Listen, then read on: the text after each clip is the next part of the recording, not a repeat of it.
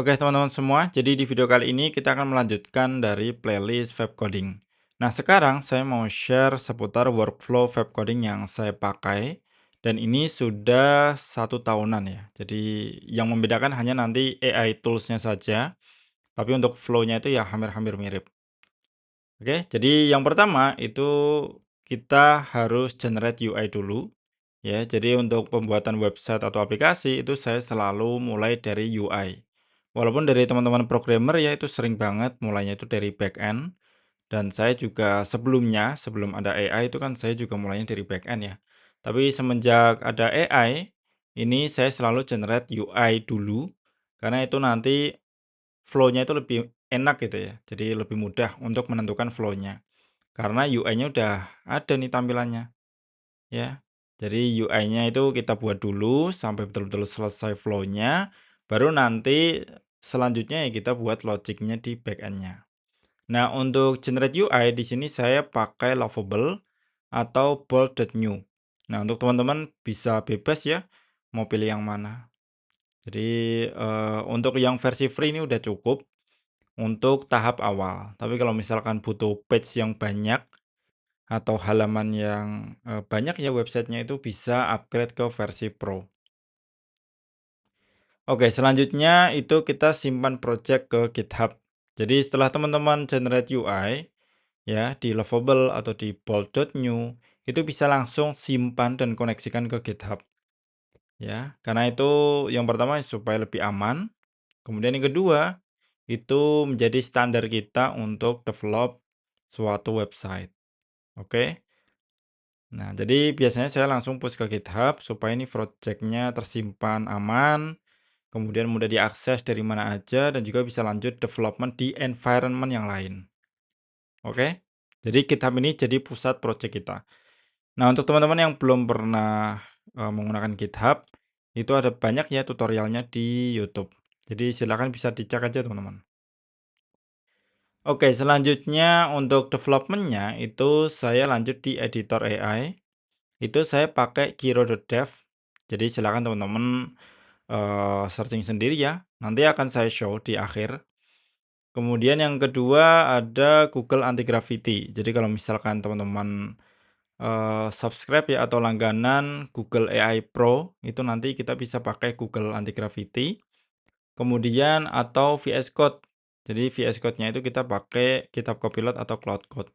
Nah, yang sekarang saat ini ya di video ini dibuat, itu saya pakai yang Kiro.dev yang $20. Kemudian saya combine juga dengan Google Anti Gravity. Ya, jadi selang-seling ya, supaya nanti, kreditnya itu nggak cepat habis. Kayak gitu teman-teman. Jadi silakan ya bisa dipilih ya, untuk AI tools-nya. Selain ini juga ada banyak, ya jadi silakan disesuaikan dengan, kenyamanan ya dan juga harganya juga bisa disesuaikan.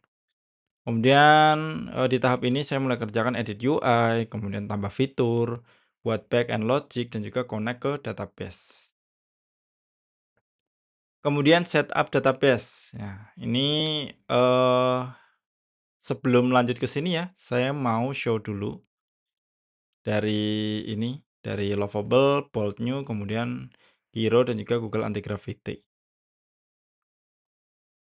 Nah, ini untuk Lovable teman-teman ya. Jadi yang belum pernah pakai itu bisa digunakan. URL-nya itu ada di lovable.dev di sini. Oke. Untuk harganya bisa dicek di sini, pricing.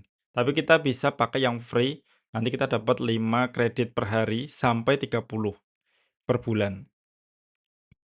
Oke. Kemudian bold.new ini ada versi free-nya juga. Jadi untuk free-nya seperti ini, daily limitnya 300.000 token, kemudian 1 juta token per bulan juga. Oke, kemudian untuk AI coding-nya ya, untuk buat kelanjutan ngodingnya itu saya pakai Kiro.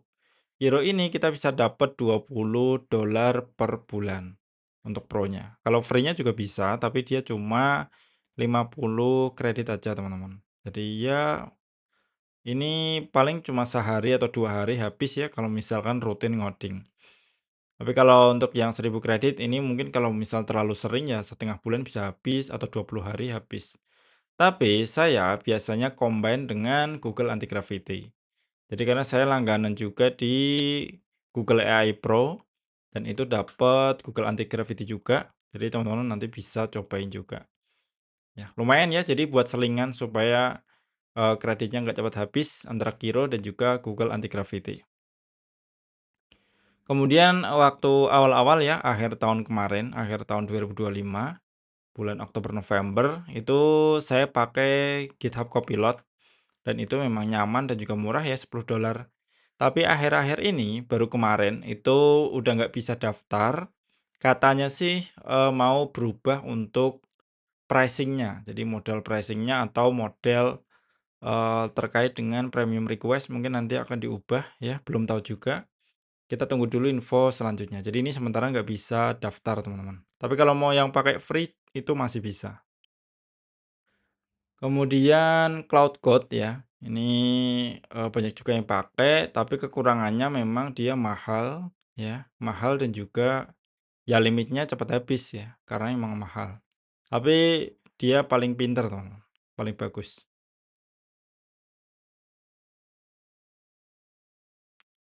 Oke, kita lanjut ya.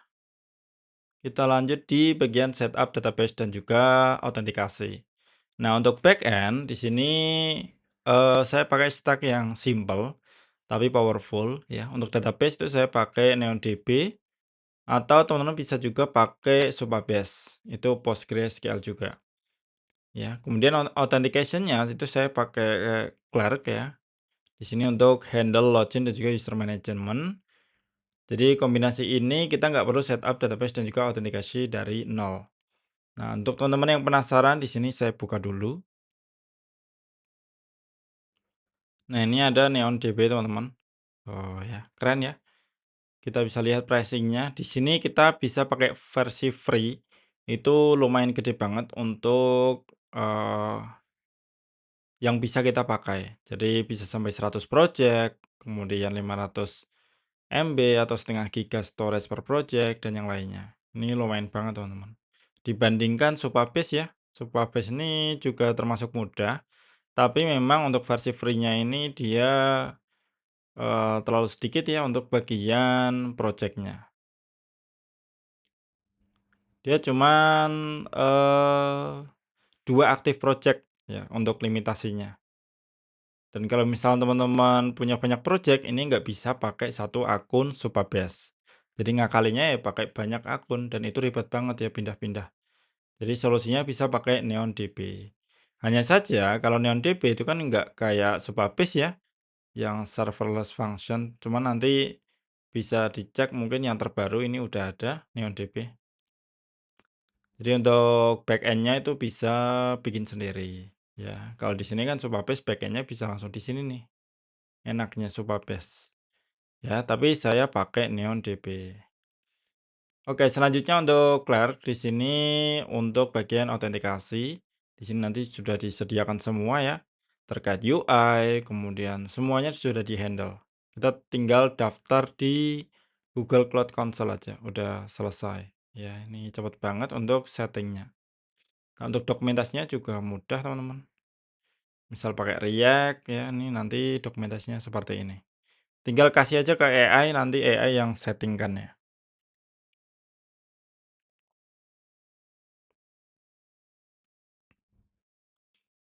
Oke, selanjutnya untuk tech stack-nya, di sini kalau secara default yang bikin lovable sama bolded new itu adalah React Fit ya. Dan di situ kita bisa pakai Hono dan juga servernya itu atau deploy-nya backend-nya itu di Cloudflare Worker. Ini berjalan lebih optimal. Ya, jadi front end-nya di Vercel, kemudian backend-nya itu di Cloudflare Worker. Nah, opsi yang kedua ini kita bisa pakai Next.js nih. Nah, kalau Next.js ini betul-betul bisa jadi full stack. Jadi untuk front end dan juga back end ini jadi satu. API routernya itu dari Next.js juga, jadi lebih simpel teman-teman. Jadi karena kita cukup satu deployment. Jadi ini tergantung pilihannya ya, bebas. Kemudian selanjutnya yang terakhir adalah deploy ke production. Jadi ini mudah banget kalau misalnya kita sudah push ke GitHub ya. Nanti di Vercel itu kita bisa langsung import aja front end-nya ataupun full stack-nya itu di, Vercel, oke? Jadi kalau udah kayak gitu nanti kita bisa langsung pakai secara online. Nah, kenapa sih workflow ini efektif? Ya, karena kita menggabungkan AI dan juga tools modern, bisa pakai untuk generate UI, membantu coding, mempercepat development, dan yang lainnya. Oke, mungkin sampai di sini dulu untuk teman-teman ya videonya. Ini untuk mengawali bulan Mei ya di 2026. Karena bulan kemarin itu betul-betul nggak sempet ya bikin video. Jadi semoga di video di bulan ini itu bisa sering upload video. Oke, terima kasih teman-teman sudah menonton video ini sampai selesai. Semoga bermanfaat dan sampai jumpa di video selanjutnya.